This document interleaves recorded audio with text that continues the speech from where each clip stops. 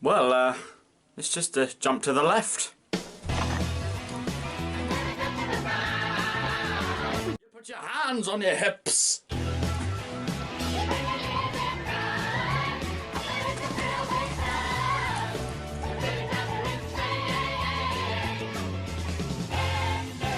Mindwarp.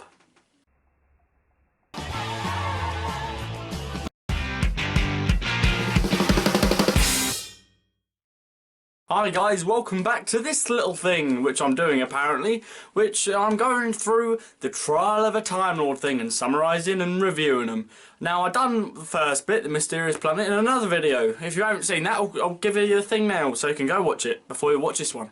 Because it's nice to have a bit of order in it. Yes, but today I'm doing parts 5 to 8 of the Trial of a Time Lord series. Mindwarp. Ooh. I must say this opening shot is a bit less impressive when it's just reused from the first one. We open up in court with the Doctor and the Valeyard and the Inquisitor, and the Doctor's having a go and calling the Valeyard even more stupid nicknames.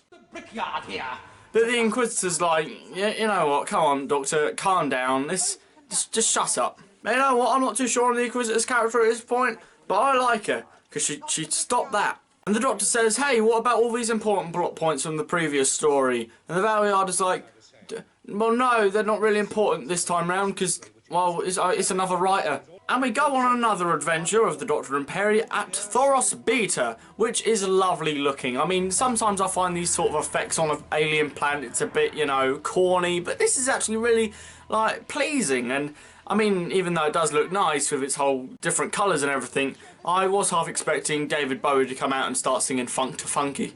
Ashes to ash and funk to funky. And they go on and they're like, let's go into this mysterious cave. What could possibly go wrong?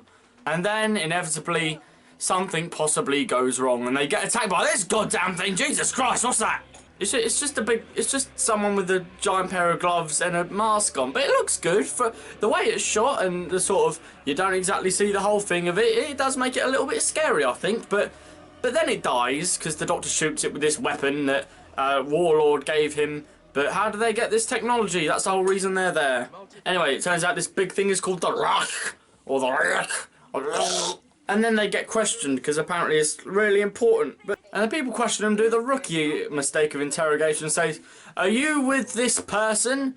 Well, yes, you know, if it will get me out of dying, yeah, I am. Now, ashamedly, I haven't seen every single Classic Who episode, but the ones I have seen, the black actors are often servants or slaves. And, you know, you can interpret that how you wish. Before the Doctor and Peri are found out as imposters, they go on a run, tipping over a table, and, you know, they just flee. And they come into the premises of oh God, Jesus Christ, almost got scared half to death by that rock thing earlier. Don't need this. I don't need this. Now, this sort of era of Doctor has sort of got some type of reputation of having really cheap effects which aren't scary at all, but this is actually generally creepy. I'm not too sure what people are going. It might just be me being easily scared, but I find this is more effective than this. Turns out that this werewolf man is actually quite nice if you're nice to him, so they have to leave him, and, you know, they go off. No harm done. I mean, he still looks horrifying, but,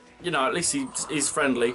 And that's the moral of the story, kids. Don't judge people on their appearance.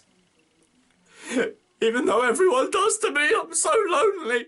We go on and we have the revelation of the Mentors with our old pal Sil from Vengeance on Varos. I will say the sort of revelation from a returning villain could be done more, you know, satisfyingly, because you could have a close-up and it's Sil walking along or being carried along. But no, it's in a half-lit scene where he takes up half the screen and he just walks past. You just see this slug thing go past. He's like, hang on, I recognise him. Well, that explains the CD phaser sales to Thornton. Sil had sell anything from bows and arrows to planet disintegrators. I mean, you don't exactly know that. You saw it from round a corner and it was a bit dark and they were walking at quite a pace. You can't exactly be too sure of these things. And in throughout this episode 1, we meet the character of Yakanos. That's how I want to pronounce it. I'm just reading his name off this. I'm I'm sorry, Yakranos. Aside from name pronunciations, it's Brian Blessed! Yes, our favourite polar bear punching actor has returned. I mean, I don't know where he went, but he's returned. He's on our screens and his eyebrows are on fleek. Towards the end of the first part, the Doctor comes into the experimentation room where he's strapped down to a table. Not like that. And they decide to probe his mind, even though it's fatal. And I will say that most cliffhangers have just been people pointing at the guns at Doctors, and it turns into a bit of a... They're either not going to shoot him or someone's going to knock the gun out of their hand. But this was honestly... I was sat at the end of that like, God damn, how's he going to get out of this one? It turns out Brian Blessed wakes up and just trashes everything. Look at him go. Oh, he's raging. He don't care. I mean, I love Brian Blessed. No, not just in this, but he's such a great, big thespian actor, and it's all over dramatic. But he's brilliant. I love him. I mean, he's sort of... I find him more like he'd be suitable for stage. But that's just the charm of this. It's brilliant. And we think that this whole mind-probing thing has sort of left the Doctor unconscious or a bit cuckoo. And he's more or less blazed. Pile the heads of our enemies before us, like melons in a heap. I would enjoy that. Excuse me while I light my spirit. Look hard, I got to take a lick. Turns out Yakranos is actually a warlord, and he's basically like a Sontaran, but likeable and a bit taller. And has got on-fleek eyebrows and wings. It might just be the Doctor on his, trip. But he calls out to the mentors, the slug people and Sil, and they alert him and ruin their plan. I think this is but it's really nice and subtle. You're not too sure, because it's not something the Doctor would do, but there's nothing, just in your face that's saying, yeah, it's all a ploy. You're not too sure, and I love that. Especially as he doesn't help Perry when she asks for it, when he's about to kill Sil. Not the Quentin Tarantino movie.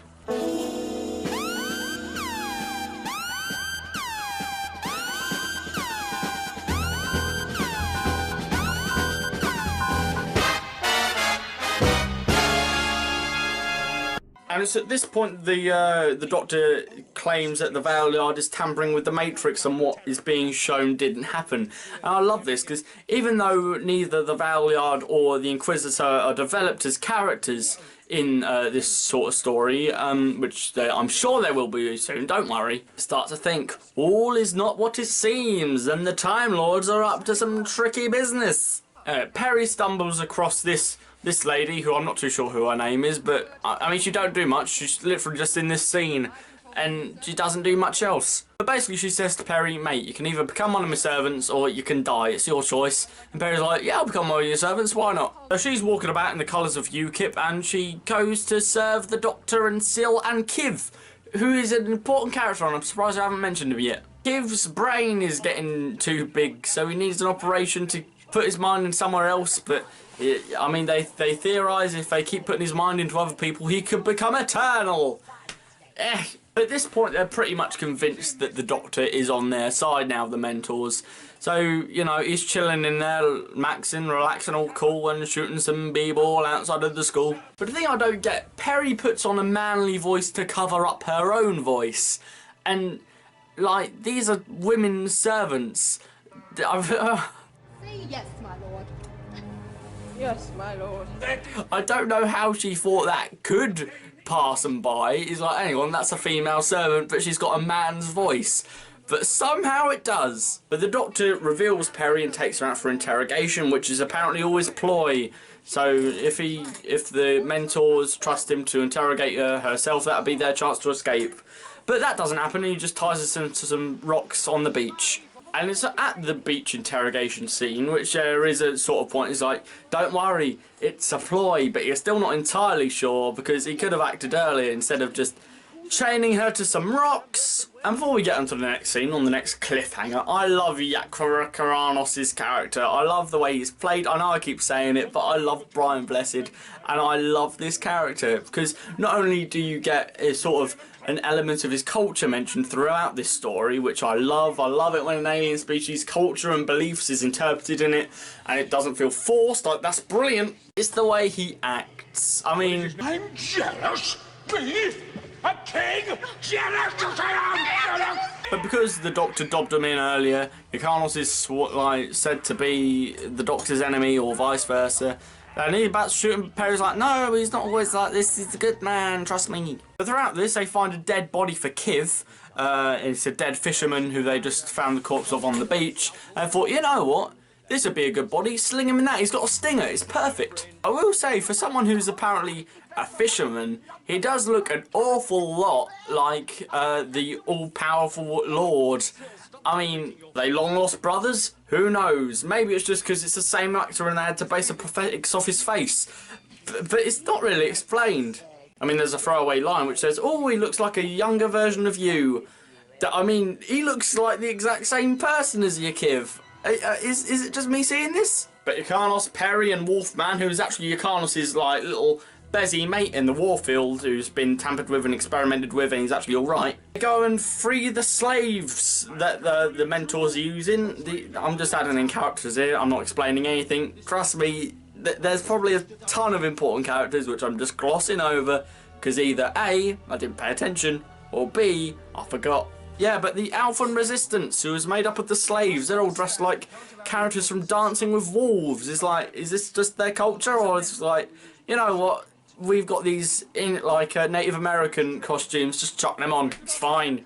And they go about, mull about a bit, have a bit of fun, chasing, where are these guards, where are these slaves, oh, kill everyone. But then, everyone's cornered, and they just die! And the Doctor's like, oh no, you killed Perry. It was just some cheap editing trick. Turned out to be stunned. I mean, fake companion deaths. Who needs them? Face the Raven! But as Perry is stunned, she is taken to Kiv's laboratory because this dead fisherman is just smelling fish. Because his sort of, I don't know, his sort of mind is taken over Kiv's mind. So just, you know what, you don't need this. Just chuck him in Perry's. Fair dues, isn't it? And we find out that it is all a ploy, the Doctor's his whole act. It's just a way to escape and to save Perry. But him and Ikanos and Dorf are pissing about, and as a result of their pissing about, Dorf dies. Ikanos is like, oh no, Dorf's dead. And the Doctor gets mind controlled by the Time Lords, and he's actually taken to the Red Dwarf place. So it begins. Basically, the Time Lord stopped him from saving Perry. What a load of arseholes. But yeah, it's implied that Ikanos killed Kiv and Sil and all the servants. It's really sad. Yeah, that was a very, very, very brief summary of Mindwarp. But what do I think of it? Well, you know, wait a minute, I'm going to tell you. I think it was an alright episode. I prefer the Mysterious Planet in this series. If we're comparing the two that we've covered so far, I prefer the Mysterious Planet over this, and that's nothing against this one. I just feel like the Mysterious Planet had a lot more going on. Not to say that this one has nothing going on, that's not what I'm saying. Oh, you got mini narratives with the sort of servants and the guards and Ikanos and Dorf, and you get all these sort of things and all their stories, all their backgrounds, and it's brilliant. I love that, and I'm not saying I don't like this episode because that is one of the reasons why I do like it, but I just feel like the Mysterious Planet is a bit just further up, I think the way that Perry left was intriguing and certainly very, very interesting. I think that's something that's only Doctor Who can do for a way for someone to leave. And it's incredibly sad as well. Not only is her body taken over by this, you know, business, money, power-hungry slug, but she is also assassinated by the people, by the Doctor's own people. So that's a bit of a really sad and kind of also a bit sad that she looks a bit like an egg now. But the way she left was, you know, inventive, certainly, but I feel like it could have been a better villain than Sil and his lot.